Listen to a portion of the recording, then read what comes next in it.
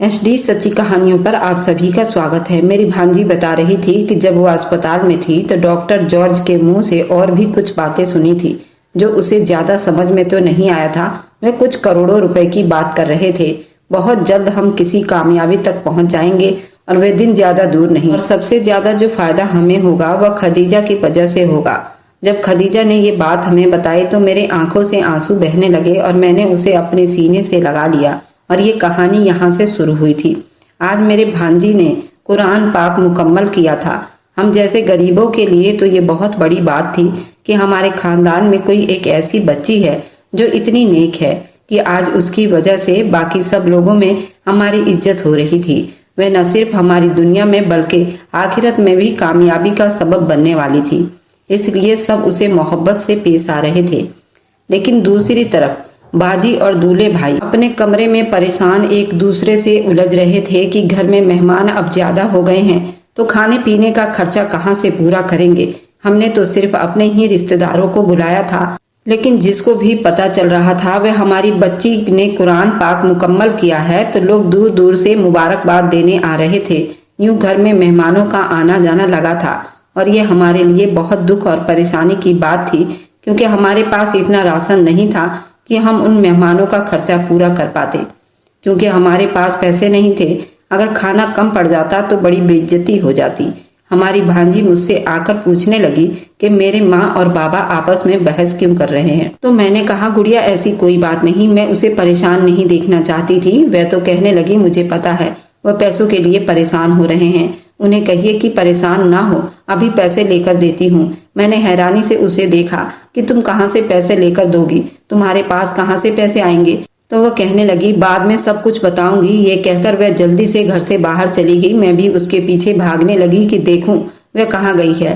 फिर मुझे ये मेहमानों में से आई हुई औरत ने रोक लिया। जब तक मैं उनसे बात करके फ्री होती मैंने गली में देखा, कोई भी नहीं था, जाने वो कहाँ भाग गई थी। मुझे उसके बारे में परेशानी होने लगी थी। वह तो बच्ची थी, उसे भला किसने पैसे देने थे। लोग तो बड़ों को उधार नहीं देती, तो वह न जाने कहाँ पैसे लेने गई थी। मुझे अब शक होने लगा। मैं सोचने लगी, भाई बाजी ने मुझसे पूछ लिया वह कहाँ है तो मैं क्या जवाब दूंगी। थोड़ी ही देर गुजरी थी, वह खुशी खुशी घर में आई और मेरे हाथ में कुछ पैसे रखकर कहने लगी, माँ को दे दो। मैं हैरानी से पूछा, तुम्हारे पास ये पैसे कहाँ से आए और किसने दिए हैं। तो वह कहने लगी, बाद में आपको सब कुछ बता दूंगी। ये पैसे एक दोस्त ने मुझे इनाम में दिए हैं। आखिर उसकी ऐसी कौन सी दोस्त थी जिसने इतने सारे पैसे दे दिए। उसी सब से मेहमानों का खाना पीना अच्छे से निपट गया। उसने मुझे मना किया था कि मैं दूल्हे भाई और बाजी को ये बात ना बताऊं कि ये पैसे किसने उसे दिए हैं। कहने लगी, बाबा डांटेंगे कि मैंने किसी से पैसे मांगे हैं, तो आप उन्हें कहिएगा ये पैसे आपके पास थे। मैं तो अपनी भांजी के रंग देखकर हैरान हो रही थी। वह कितनी अच्छी बच्ची थी कि उसने आज तक झूठ नहीं बोला था और हम सबको भी मना ही करती थी, तो आज क्यों वो मुझे झूठ बोलने को कह रही थी। लेकिन फिलहाल उसकी बात भी तो ठीक थी। अगर दूल्हे भाई को पता चला कि उनकी बेटी कहीं और से पैसे लाई है तो वह जरूर शक में पड़ जाते। मैंने सोचा कि आज ये भीड़ खत्म हो जाए तो फिर मैं उससे आराम सुकून से पूछूंगी कि मामला आखिर क्या है। पैसे भी इतने थे कि उससे सभी काम अच्छे तरीके से निपट गई और कुछ पैसे बच भी गए। मैंने सोचा कि अब सब मेहमान चले गए हैं तो मुझे उससे पूछना चाहिए कि ये पैसे कहाँ से आए और उसे किसने दिए हैं। अभी मैं कमरे से बाहर निकलने ही वाली थी कि बाजी की चीखों ने मुझे हिलाकर रख दिया। वो मेरी भांजी का नाम लेकर जोर जोर से चीख रही थी। मैं घबरा गई। या खुदा सब ठीक हो। भागते हुए बाजी के पास गई तो आगे का मंजर देखकर मेरी भी जान निकल गई।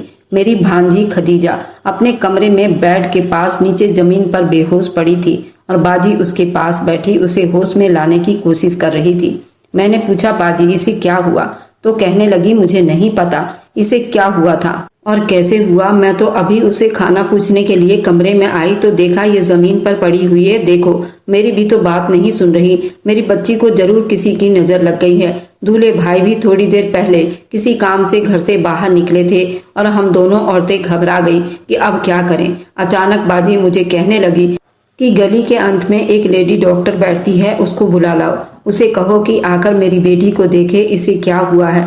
मैं जल्दी से भागकर उस डॉक्टर को बुलाने चली गई। उसने आकर मेरी भांजी खदीजा के चेहरे पर पानी छिड़का, 1-2 इंजेक्शन लगाए तो थोड़ी ही देर में वह होश में आ गई। हम दोनों तो उसे देखकर ही बेहाल होने लगे थे और आधी जान निकल गई थी कि एकदम से इसे क्या हो गया। सुबह तक तो वो हमसे हंस बोलकर बातें कर रही थी, वो बिल्कुल ठीक ठाक थी, लेकिन अब एकदम से वो बेजान सी पड़ गई थी, जैसे सदियों से बीमार हो। ये बात सच है, वाकई नजर बहुत बुरी चीज होती है। डॉक्टर ने भी यही कहा था कि घबराने वाली कोई बात नहीं, आप इसका सदका वगैरह दें, ये ठीक हो जाएगी। बाजी के पास जितने पैसे थे उसमें से आधे पैसे सदके में दे दिए और फिर अपनी बेटी के लिए बाहर से फल वगैरह लेने चली गई। ये मेरे लिए बेहतरीन मौका था कि मैं उससे पूछ लेती, लेकिन उसकी तबीयत इतनी खराब थी कि मुझे ये बात करना भी ठीक नहीं लगा। मैं उसके पास बैठकर उसका सर दबाने लगी। वो फिर से बेहोशी में जा रही थी और मैं उसकी यह हालत देखकर बहुत परेशान हो रही थी कि एकदम से ही उसे क्या हो गया है। वह मेरे बाजी और दूल्हे भाई की इकलौती बेटी थी और हम सबकी उसी में जान बसती थी। मेरी बाजी और मैं, हम दो ही बाबा की औलाद थी। बाजी मुझसे 10 साल बड़ी थी और वह भी मुझसे बहुत प्यार करती थी। उसने अपनी बेटी की तरह मुझे पाला था और मेरी हर ख्वाहिश पूरी की थी। जब बाजी की शादी का वक्त आया तो उसने अपने दूल्हे से साफ साफ कह दिया, ये मेरी छोटी बहन नहीं बल्कि मेरी बेटी है, तो आपको मेरी तरह इसका भी ख्याल रखना होगा। मेरी किस्मत अच्छी थी कि मेरे दूल्हे भाई वैसे ही थे जैसे मैं चाहती थी। उन्होंने बाबा की तरह मेरा ख्याल रखा। शादी को 2 साल गुजर गए थे। बाजी अभी तक माँ नहीं बन पाई थी और मेरे दूल्हे भाई के माँ बाप को अपने पोते पोतियां देखने की बहुत तमन्ना थी। मेरी बाजी की सास कहती थी, अगर मेरी पोती हुई तो मैं उसका नाम खदीजा रखूंगी, और मेरे बाजी के ससुर कहते थे कि अगर पोता हुआ तो मैं उसका नाम अल्फिया रखूंगा। हर वक्त हमारे घर में बच्चों की ही बातें होती रहती थी। मैं अपने मन में सोचती थी, बाजी के सास ससुर को इस तरह की बातें नहीं करनी चाहिए। ऐसी बातों से मेरी बाजी को दुख पहुंचेगी। जब उनको औलाद होनी होगी तो हो जाएगी। एक दिन बाजी के ससुर बाजी से कहने लगे, बेटा तेरे घर जब भी कोई औलाद होगी तो उनमें से किसी एक को हाफिजे कुरान जरूर बनाना। मेरी बड़ी बहन और दूल्हे भाई ने अम्मा बाबा से वादा कर लिया, लेकिन हम नहीं जानते थे कि दूल्हे भाई के माँ बाबा ये वादा क्यों कर रहे हैं, क्योंकि उनकी जिंदगी बहुत थोड़ी रह गई थी। पहले उनके बाबा को हार्ट अटैक हुआ और वे इस दुनिया को छोड़कर चले गए, और फिर उनकी माँ बाबा के जाने के बाद इतनी बीमार रहने लगी।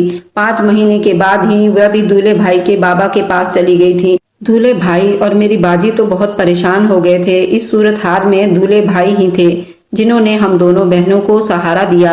इसी दौरान बाजी प्रेग्नेंट हो गई। ये खबर जैसे घाव पर मरहम जैसा था कि हमारे घर में दूल्हे भाई के माँ बाबा के जाने से जो उदासी हुई थी वह बाजी और दूल्हे भाई की औलाद आने से खत्म हो जाती। मैंने उन दिनों बाजी का बहुत ख्याल रखा, और जब बाजी के यहाँ पहली बेटी ने जन्म लिया तो मेरे दूल्हे भाई के माँ की ख्वाहिश के मुताबिक उसका नाम खदीजा रखा गया। वह एक बहुत ही प्यारी और तेज दिमाग वाली बच्ची थी। बचपन से ये हर क्लास में फर्स्ट आती रही और हम खुश थे इसी बच्ची को हाफिजे कुरान करवाएंगे, क्योंकि ये बात सही है। जब उसने 6ठी क्लास तक पढ़ लिया तो हमने उसे मदरसे में डाल दिया। आमतौर पर लोग 2 या 3 साल में हाफिजे कुरान कर लेते हैं, लेकिन हमारी बच्ची इतनी तेज दिमाग थी, उसने 1 साल में ही पूरा मुकम्मल कुरान हाफिज कर लिया। उसने ये सब करके सबको हैरानी में डाल दिया और अभी सिर्फ 13 बरस की थी। हर तरफ उसके चर्चे होने लगे और हमारे घर जो भी मेहमान आते उसके सदके जा रहे थे, उसकी बलाएं ले रहे थे और उससे सवाल किए जा रहे थे। तो मुझे ये ख्याल बार बार आ रहा था कि जरूर किसी की नजर ही लग गई है। तभी तो मेरी भांजी इतनी बीमार पड़ गई। थोड़ी देर में बाजी आ गई और उसके लिए फल वगैरह लेकर आई, लेकिन उससे कुछ भी खाया नहीं जा रहा था। रात तक उसकी हालत और बिगड़ गई और हम उसे इमरजेंसी अस्पताल ले गए। उसकी बीमारी की डॉक्टर को भी समझ नहीं आ रही थी। डॉक्टर भी कहने लगे उसके अंदर ऐसी कोई बीमारी नजर नहीं आ रही जिसकी इलाज हो सके। ये बिल्कुल ठीक है, लेकिन हम खुद हैरान हैं कि उसकी ऐसी हालत क्यों हो रही है। उसके बेशुमार टेस्ट किए गए, लेकिन टेस्टों में कुछ भी बीमारी पकड़ नहीं आ रही थी। हम तीनों खदीजा को लेकर बहुत परेशान थे और दुआएं मांग रहे थे कि वह ठीक हो जाए। 1-2 बार जब उसे थोड़ा सा होश आया तो मुझे अपने पास बुलाकर कुछ कहने लगी। मुझे उसकी बात समझ में नहीं आ रही थी और मैंने उसे ज्यादा बोलने से मना कर दिया कि तुम कुछ भी मत बोलो, बस आराम करो। लेकिन वह बहुत बेचैन थी, ऐसे जैसे मुझसे कुछ बताना चाह रही हो, लेकिन उसको इतनी हिम्मत नहीं हो पा रही थी। उसकी बीमारी पर जितने भी पैसे हमारे पास थे सब खर्च हो रहे थे। दूल्हे भाई एक फैक्ट्री में छोटी सी नौकरी करते थे और वहां से भी वो जितना एडवांस ले सकते थे उन्होंने ले लिया और अपने बच्ची की बीमारी पर लगा दिया। लेकिन हम सब की कोशिश बेकार चली गई। हम अपनी बच्ची को बचा नहीं पाए। थोड़े ही दिनों के बाद उसका इंतकाल हो गया। हम उसे अस्पताल से घर लेकर आ गए। वह दिन हमारे लिए क़यामत का दिन था। खुदा ऐसी आजमाइश किसी पर ना लाए। घर में मैयत पड़ी हो और कफन दफन के लिए घर वालों के पास एक भी रुपया ना हो। हमने सारे पैसे तो उसकी बीमारी पर लगा दिए थे, अस्पताल के खर्च और बाकी टेस्ट वगैरह पर। और अब ये हाल था कि हमारे पास कफन दफन के पैसे नहीं थे। इतनी हिम्मत नहीं हो रही थी कि रिश्तेदारों को फोन करके कह देते। अभी इसी परेशानी में थे। पड़ोस में से नर्स चली आई। परेशानी का कारण पूछा तो जब उसे पता चला तो कहने लगी, मेरे पास आप लोगों के परेशानी का एक हल है। हमने बेचैनी से पूछा क्या, तो कहने लगी, अपनी बेटी की लाश को एक दिन के लिए हमारे अस्पताल में जमा करवा दो तो तुम लोगों को बेटी की कफन दफन के साथ लाखों रुपए मिलेंगे। मैंने उसे गुस्से से कहा, ये तुम कैसी बातें कर रही हो कि हम अपनी बेटी को तुम्हारे अस्पताल वालों के हाथों बेच दें? तो कहने लगी, नहीं ऐसा कुछ नहीं है, सिर्फ एक रात के लिए, वह भी सिर्फ इसलिए कि हमारे अस्पताल के ईसाई डॉक्टर तुम्हारे हाफिजे कुरान बेटी पर एक्सपेरिमेंट करना चाहते हैं। मुझे ये सब ठीक नहीं लग रहा था। मैंने पूछा किस तरह का एक्सपेरिमेंट करने वाले हैं? कहने लगी, वह सिर्फ देखना चाहते हैं कि इसका दिमाग कितना तेज था। इसके लिए वे बस एक टेस्ट करेंगे। उसके बाद तुम लोग अपनी बेटी को सुबह वापस ले आना और कफन दफन कर देना। मैंने उसे साफ साफ मना कर दिया, मैं ऐसा कुछ भी नहीं करूंगी। तो बाजी मुझे कहने लगी, तुम हो कौन मेरी बेटी की जिंदगी और मौत का फैसला करने वाली? मैं उसकी माँ हूँ और मुझे ये सौदा मंजूर है। मैंने हक्का बक्का होकर बाजी को देखा। उसने मुझसे आज तक ये बात नहीं कही थी। मैं उसकी बेटी के मामले में क्यों बोलती हूँ, तो फिर आज ऐसा क्यों? बाजी मुझे एक तरफ ले गई और कहने लगी, हमारा फायदा इसी में है कि हम इसकी बात मान ले। मैंने वजह पूछी। बाजी कहने लगी, मैं चाहती हूँ कि मेरी बेटी की कफन दफन शानदार तरीके से हो। मेरी बेटी हाफिजे कुरान थी, उसका इतना हक तो बनता है कि उसके शान शौकत से कफन दफन का बंदोबस्त किया जा सके। मैंने परेशानी से कहा, लेकिन बाजी हॉस्पिटल वाले न जाने हमारी बच्ची के साथ और क्या करेंगे? तो बाजी रोते हुए कहने लगी, क्या ही कर लेंगे, अब तो मेरी बेटी मर गई है, अब उसके साथ क्या हो सकता है? तुम बस चुप रहो, हमारे पास इसके अलावा और कोई हल नहीं। दूल्हे भाई भी ये सब करवाने के लिए मान नहीं रहे थे, लेकिन बाजी ने उन्हें भी मना लिया और हमने अपनी फूल सी बच्ची के मुर्दा शरीर को नर्स के हवाले करनी पड़ी। दूल्हे भाई उसे खुद अस्पताल छोड़कर आए थे जहां से उसकी मैयत आई थी। नर्स ने सिर्फ एक रात का वादा किया था और वे रात हम तीनों ने बड़ी मुश्किल से जागते हुए गुजारी। हम तीनों ही खदीजा को याद करके रो रहे थे। उसकी बचपन से लेकर अब तक की बातें याद कर रहे थे। अचानक मुझे याद आया, उसने मुझे बताना था कि उसने हाफिजे कुरान करने की खुशी में दावत वाले दिन वह पैसे कहाँ से लेकर आई थी और शायद बाद में भी वह बिस्तर में पड़ी थी। तो यही बात बताने के लिए मुझे बार बार अपने पास बुला रही थी, लेकिन मौत ने उसे इतनी मोहलत ना दी। काश वह मुझे बता देती तो मैं कुछ भी करके जिसके उसने पैसे लिए थे उसे वापस कर देती, ताकि मेरी भांजी के सर पर कोई कर्ज न रहता।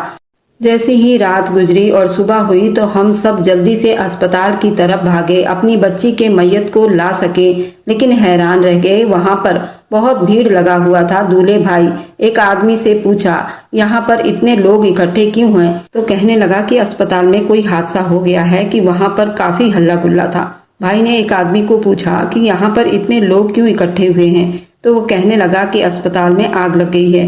ये सुनते ही हमारी तो जान निकल गई और उस कमरे की तरफ भागे जिसमें हमारी बच्ची को रखा गया था। लेकिन ये देखकर तो हम कांप कर रह गए थे कि आग उसी के कमरे में लगी हुई थी जिसमें हमारी बच्ची थी। बाजी चीखने लगी और उनको दौरे पड़ने लगे।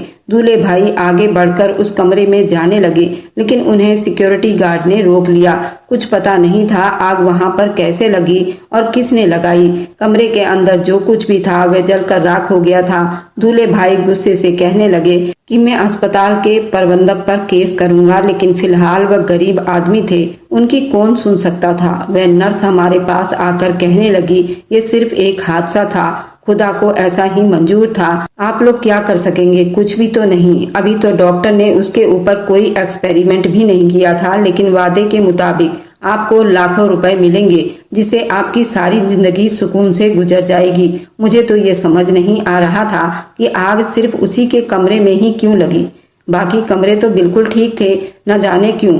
लेकिन मुझे अब उन लोगों पर शक हो रहा था कि जिस कमरे में मेरी खदीजा की मैयत थी, सिर्फ वहीं पर यह हादसा हुआ और कहीं भी तो हो सकता था। लेकिन होनी को कौन टाल सकता था? वह तो पहले ही इस दुनिया में नहीं थी, अब उसकी मैयत भी दफनाने के काबिल नहीं थी। हमने सबको यही कहा था। वह अस्पताल में इलाज के लिए वेंटिलेटर पर थी। उसी कमरे में आग लग गई जिसमें हमारी खदीजा की जान चली गई। डॉक्टरों की तरफ से मिले पैसों को खदीजा का चहल्लुम बड़े शानदार तरीके से मनाया गया। हालांकि मैं नहीं चाहती थी हम अपने बच्ची के बदले में पैसे वसूल करें, लेकिन कहते हैं ना कि पैसा इस दुनिया की सबसे बड़ी हकीकत है, तो ऐसा ही था। अब उन्हीं पैसों से हमारे घर का चूल्हा जलने लगा था, क्योंकि दूल्हे भाई तो उनके फैक्ट्री वालों ने काम से निकाल दिया था और अब जब तक उसे कोई नया काम नहीं मिलता, हम उन्हीं पैसों में गुजारा करने पर मजबूर थे, वरना हम भूख से मर जाते। मैं भी घर के हालत को देख रही थी और सोच रही थी मुझे भी कोई नौकरी कर लेनी चाहिए। मगर मुझे पढ़ाई का बिल्कुल भी शौक नहीं था और मैंने 8वीं के बाद पढ़ाई छोड़ दी थी। लेकिन अब मुझे एहसास हो रहा था कि काश मैं थोड़ा और पढ़ लेती तो आज इस मुसीबत और मुश्किल वक्त में अपने बाजी का सहारा तो बन जाती। मेरी शुरू से ही पढ़ाई करने का मन नहीं करता था और मेरी बाजी मुझसे कहती थी कि मैं तो पढ़ नहीं सकी, लेकिन तुम तो पढ़ लो। मगर वह भी मुझे और ज्यादा पढ़ाने के लिए फोर्स ना कर सकी। 8वीं करने के बाद मैं घर बैठ गई। ना तो कोई हुनर सीखा और ना ही मेरे पास कोई डिग्री थी और आज मुझे बहुत अफसोस हो रहा था कि मैं अपनी जिंदगी की इतनी कीमती साल बर्बाद कर दिए। आज अपने घर के हालत बदलने में अपना कुछ किरदार ही अदा कर पाती। अब मुझे कोई अच्छी नौकरी तो नहीं मिल सकती थी, तो मैंने सोचा ये सफाई सुथरा का काम ही कहीं मिल जाए तो वह भी कर लूंगी। एक दिन उस अस्पताल के बाहर बोर्ड पर लिखा देखा, सफाई के लिए वर्कर की जरूरत है, तो मैं वहां चली गई। अस्पताल के स्टाफ ने मुझसे बातचीत की और कहने लगी, ठीक है, तुम्हें ये नौकरी मिल जाएगी, तुम कल से आ जाना। मगर उस वक्त मैंने देखा कि हमारी पड़ोसन मुझे देखकर वहीं पर आ गई और हैरानी से पूछने लगी, तुम यहाँ क्या कर रही हो?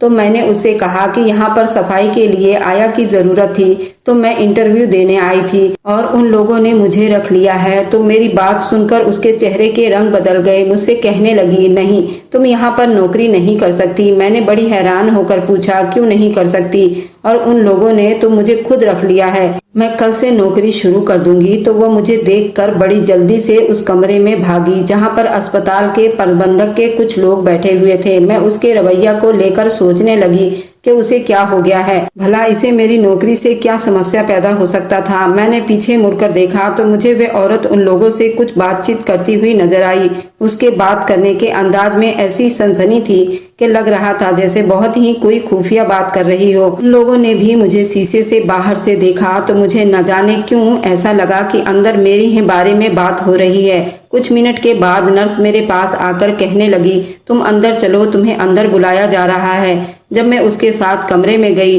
तो मुझसे कहने लगी, हम माफी चाहते हैं, हम आपको ये नौकरी नहीं दे सकते। असल में ये नर्स पहले से ही किसी और से वादा कर चुकी थी, नौकरी उन्हें मिलेगी और हमें याद नहीं था, हमने आपको रख लिया। लेकिन हमारी बहुत पुरानी स्टाफ है तो हमें उनकी बात की लाज रखनी होगी, इसलिए आप जा सकती हैं।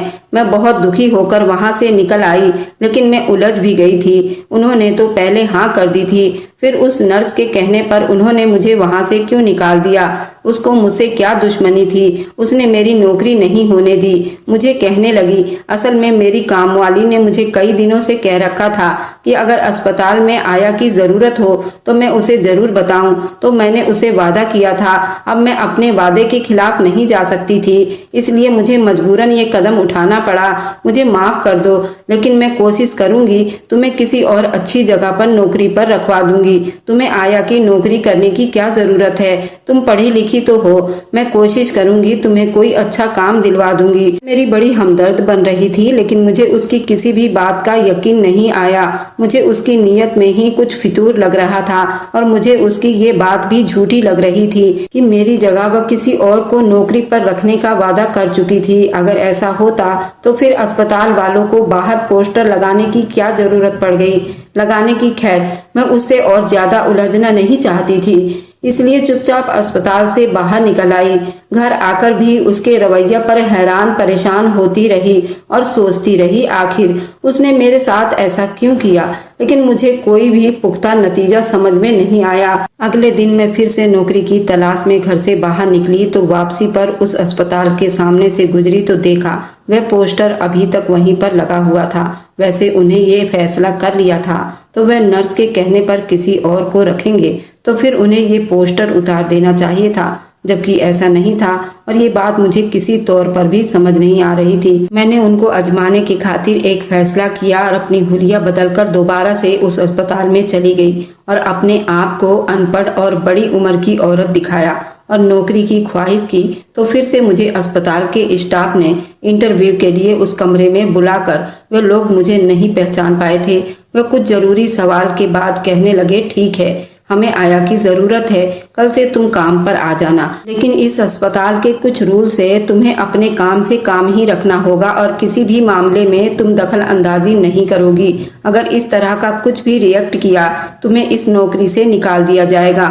मैं घर वापस आ गई, नौकरी तो मुझे मिल गई थी। अब मुझे ये मालूम करना था वह नर्स ऐसा क्यों नहीं चाहती थी कि मैं वहाँ पर ना जाऊँ। शायद वह पड़ोसी थी इसलिए वह नहीं चाहती होगी मैं उसके किसी खुफिया काम के बारे में जान लूं, या उसे ये डर होगा कहीं मैं उसके आसपास ही रहूंगी तो उस पर मेरी नजर पड़ती रहेगी।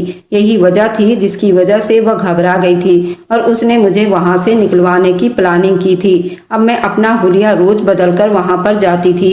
एक दो बार वह भी मेरे सामने से गुजरी लेकिन उसने मुझे नहीं पहचाना। मैं उस पर नजर रखने लगी तो ये जानकर मुझे बहुत हैरानी हुई कि वह डॉक्टर के साथ एक खास कमरे में जाती थी। उस डॉक्टर के साथ ही उस नर्स के अलावा किसी नर्स को भी अंदर जाने की इजाजत नहीं होती थी और सिर्फ कुछ ही डॉक्टर उस कमरे में जाते थे। वहां पर सफाई वाली भी कोई और ही थी। अस्पताल के किसी और स्टाफ को भी उस कमरे में जाने की इजाजत नहीं थी और ना ही इस बारे में कुछ पूछने का हक था। जो औरत अंदर सफाई करने जाती थी, एक दो बार मैंने उससे पूछा आखिर उस कमरे में ऐसा भी क्या खास है, तो वो कहने लगी असल में वहाँ कुछ खास मरीज होते हैं जिन पर डॉक्टर एक्सपेरिमेंट करते हैं, इस वजह से किसी को वहां पर जाने की इजाजत नहीं दी जाती। वह अस्पताल में काफी सालों से काम कर रही थी तो उस पर डॉक्टरों का भरोसा था। उस कमरे की सफाई के लिए सिर्फ वही अंदर जाती थी। एक बार मैं सफाई कर रही थी तो मेरे सामने से एक स्ट्रेचर गुजरा जिस पर शायद कोई नौजवान मरीज थी जिसे एक्सपेरिमेंट के लिए उस सामने वाले कमरे में ले जाया जा रहा था, लेकिन उसका एक हाथ चादर से बाहर नीचे लटक रहा था। जब मैंने उसके हाथ को देखा एकदम से चौंक गई क्योंकि उस मरीज के हाथ में 2 अंगूठे थे। मैं ये देखकर इसलिए चौंकी क्यों थी क्योंकि मेरी मरी हुई भांजी खदीजा के हाथ में 2 अंगूठे थे। पहले मेरे दिमाग में ख्याल आया कहीं ये खदीजा तो नहीं, लेकिन फिर मैंने खुद को डांटा, वह भला यहाँ पर कैसे हो सकती है, उसको तो गए हुए 2 महीने होने वाले हैं। लेकिन न जाने क्यों मेरे अंदर से बार बार यही आवाज उठ रही थी कि मुझे आगे बढ़कर उसके चेहरे से चादर हटाकर देखना चाहिए कि आखिर वह है कौन, और शायद मैं ऐसा कर भी लेती। लेकिन उस वक्त डॉक्टर स्ट्रेचर को लेकर कमरे के अंदर चले गए और दरवाजा बंद हो गया। मेरा दिल बार बार यही कह रहा था स्ट्रेचर पर मेरी भांजी होगी, लेकिन फिर मैंने ये सोचा हमने अपनी भांजी की मैयत को दफनाया भी तो नहीं था, लेकिन उसने हमारे नजरों के सामने ही दम तोड़ा था। अब उसके जिंदा होने का सवाल ही पैदा नहीं होता।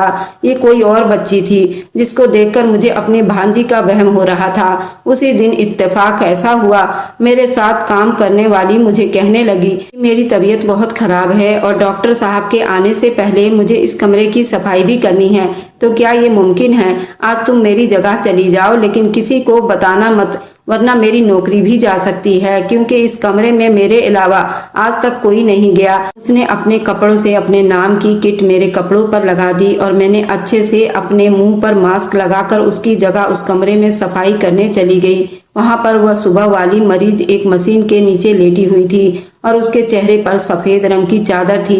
न जाने वह जिंदा थी या नहीं। सफाई करते हुए मेरा ध्यान बार बार उसी के ऊपर जा रहा था। इससे पहले कि मैं उसके चेहरे से चादर हटा कर देखती, उस वक्त डॉक्टर के साथ वह नर्स भी अंदर दाखिल हुई। उस मरीज की कंडीशन देखने के बाद वे लोग वहां से चले गए और जाते हुए मुझे भी कहने लगे, तुम भी हमारे साथ चलो क्योंकि अब हम इस कमरे में ताला लगाने वाले हैं। मैं चुप उनके साथ कमरे से बाहर आ गई। मैं अपनी साथी औरत से पूछा, उस कमरे में जो मरीज है क्या तुम उसके बारे में जानती हो कि वह कौन है? तो वो कहने लगी, मुझे उसके बारे में नहीं पता, बस इतना पता है कोई बच्ची है, बड़ी ही प्यारी है। न जाने किस माँ बाप ने अपनी बच्ची को डॉक्टर के एक्सपेरिमेंट करने के खातिर डॉक्टर के हाथों अपनी बच्ची को बेच दिया है। बच्चे का नाम सुनकर मेरे दिल को कुछ होने लगा। इसका मतलब था इस वक्त उस स्ट्रेचर पर कोई जवान मरीज नहीं बल्कि कोई बच्ची ही थी। अगले दिन मैंने खुद उसे कहा कि तुम्हारी तबीयत अभी भी मुझे ठीक नहीं लग रही, तो आज मैं न सिर्फ उस कमरे की बल्कि जहाँ जहाँ तुम्हारी ड्यूटी है हर जगह तुम्हारे हिस्से की सफाई कर दूंगी। तो उसने खुश होकर आज भी अपनी जगह मुझे भेज दिया। मैंने जाते ही उस बच्ची के मुंह से कपड़ा हटाने की कोशिश की। उस वक्त दरवाजा खुलने की आवाज आई। मैं जल्दी से मशीन के नीचे जाकर छुप गई। कुछ डॉक्टर और वही नर्स कमरे के अंदर दाखिल हुई। डॉक्टर नर्स को कहने लगा कि इसमें तो कोई शक नहीं, उन जाहिल माँ बाप की वजह से आज हमें बहुत ज्यादा फायदा हुआ है। वह नर्स कह रही थी इसलिए तो कि घर वालों ने उसे कुरान हाफिजा करने के लिए मदरसे में डाला था। हमारे यहाँ मदरसे में ज्यादातर वही बच्चे जाते जो बहुत सही हो, वरना आप खुद ही सोचो कि इतनी बड़ी किताब जिसमें 30 पारा हो, क्या वह आसानी से आम लोगों को याद हो सकता है? कभी भी नहीं। ऐसा तो सिर्फ वही बच्चे कर सकते हैं जो दिमाग से तेज हो। थोड़ी देर बात करने के बाद वे सब लोग वहां से चले गए। मैं उनकी बातें सुनकर सन्नाटे में आ गई थी। उस नर्स के हाफिजे कुरान कहने पर मैं चौंक गई थी और उनके कमरे से बाहर जाते ही मैं जल्दी से उस बच्ची के पास गई और एकदम से उसके चेहरे से चादर हटा दी। मेरा शक अब यकीन में बदल गया क्योंकि वहां पर तो मेरी ही भांजी खदीजा लेटी हुई थी, मशीनों से जकड़ी हुई थी। वह पहचानी नहीं जा रही थी। मैं तो ये देखकर खुश हो गई वह जिंदा थी और उसे होश में लाने की कोशिश करने लगी। मुझे डर हुआ अगर मैं उनको इन मशीनों से आजाद करने की कोशिश की तो कहीं उसके साथ कुछ बुरा ना हो जाए। क्या करना चाहिए था, मैं सोचने लगी। फिर मैंने एक फैसला करते हुए उस वक्त पुलिस को फोन कर दिया और उनको कहा, यहाँ पर कुछ गैर कानूनी काम कुछ डॉक्टर मिलकर कर रहे हैं। डॉक्टर बच्चों का किडनैप करके उन पर एक्सपेरिमेंट करते हैं और मेरी भांजी भी उन्हीं के कब्जे में है। आधे घंटे के अंदर अंदर पुलिस ने आकर छापा मारा तो वहाँ पर खदीजा के अलावा और कई बच्चे मिले और वे सब के सब हाफिजे कुरान बच्चे थे जिनके घर वालों को यही बताया गया था वे मर चुके हैं और अब वह डॉक्टर उन पर आराम और सुकून से एक्सपेरिमेंट वगैरह कर रहे थे। और ज्यादा छानबीन करने के बाद पता चला वे ईसाई डॉक्टर के साथ वे नर्स भी मिली हुई है। उन्हें हमारे देश के हाफिजे कुरान बच्चे चाहिए थे क्योंकि उन बच्चों का दिमाग बहुत तेज था और उस डॉक्टर को यही बच्चे चाहिए थे। उन पर वह विदेश ले जाकर एक्सपेरिमेंट करते थे और लाखों रुपए कमा रहे थे। नर्स ने बयान दिया कि मैं उन्हें ऐसे बच्चे मुहैया कराती थी। तुम्हारी भांजी खदीजा के बारे में भी मुझे पता चला वह कुरान पाक हाफिज किया है। तो एक दिन मैंने उसे कुछ पैसे देने की कोशिश की, उसने मना कर दिया। तो मैंने उसे कहा कि ये तुम्हारा कुरान पाक हाफिज करने का इनाम है, जब तुम्हें पैसों की जरूरत हो मुझसे आकर ले जाना। तब तो वो मना करके चली गई थी, लेकिन फिर जब उस दिन तुम लोगों के घर पर दावत थी और तुम लोगों के पास पैसे नहीं थे तो वो मेरे पास आई। मुझसे कहने लगी, आपने मुझे कहा था वो पैसे मेरा इनाम है, तो क्या आप मुझे दे सकती हैं? उसी वक्त मैंने पूरा प्लान बना लिया मुझे क्या करना है। मैंने उसे बिठाया और शरबत पिलाया और बहुत सारे पैसे देकर कहा, मुझे तुमसे कुछ काम है, जब तुम्हारे घर में दावत खत्म हो जाए तो मेरे घर पर आना। वह मेरा शुक्रिया अदा करने आई थी। मैंने उसे इंजेक्शन लगा दिया जिसकी वजह से उसकी तबीयत खराब रहने लगी और फिर मेरे ही मशवरे पर तुम लोगों ने उसे इस अस्पताल में दाखिल करवाया जहां पर हम उसका एक्सपेरिमेंट करना चाहते थे। उन डॉक्टरों ने उसे जानबूझकर ऐसी हालत में रखा हुआ था। लोगों को यही लगा कि अब बस उसकी आखिरी दिन करीब है। फिर हमने उसे ऐसा इंजेक्शन लगा दिया जिसकी वजह से उसके दिल की धड़कन बहुत कम हो गई, लेकिन वह जिंदा थी। प्लान के मुताबिक तुम लोगों को कह दिया गया कि उसकी मौत हो गई है, तुम लोग उसे घर पर ले जाए और मैंने कफन दफन के लिए लाखों रुपए का लालच देकर जब ये कहा एक रात के लिए अपनी बेटी को अस्पताल में दाखिल करवा दो,